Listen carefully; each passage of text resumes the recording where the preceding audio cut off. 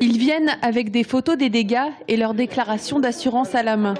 Depuis ce matin, les Balanais sont accueillis en mairie, car la municipalité a décidé de recenser les habitants touchés par la grêle. À la mi-journée, presque 500 personnes avaient déjà laissé leurs coordonnées. Le bilan est quand même extrêmement lourd puisque l'intégralité de la commune aurait été touchée par cette averse de grêle. Principalement énormément de voitures, de toitures d'habitation, de vérandas. Je crois qu'on a un sinistre extrêmement grave qui a eu lieu hier soir. Vers 20 h, les grêleux ont atteint la taille d'une balle de golf.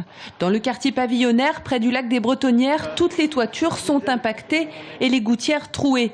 Certains Velux n'ont également pas résisté à cette averse qui n'aura pourtant duré que 3 minutes. La démarche, c'est déjà de contacter l'assurance et puis de déclarer à la mairie donc, les sinistres de façon après ce qu'ils emmènent apparemment à la préfecture. Oui, pour monter le dossier. Voilà.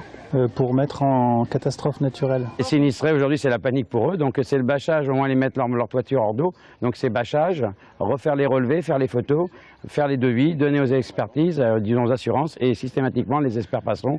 Nous serons avec les clients pour voir les devis.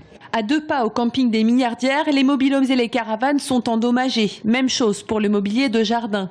Fort heureusement, après un week-end de Pentecôte, de grande affluence, hier à 20 h, bon nombre de campeurs avaient déjà quitté la Touraine. Pour les autres, il a fallu trouver une solution car les toiles de tente étaient évidemment hors d'usage. Pour cela, on les a relogés dans des hébergements qu'on avait disponibles, en dur, des mobil-homes ou des chalets.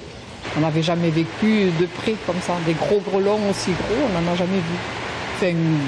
Tomber devant nos yeux, quoi.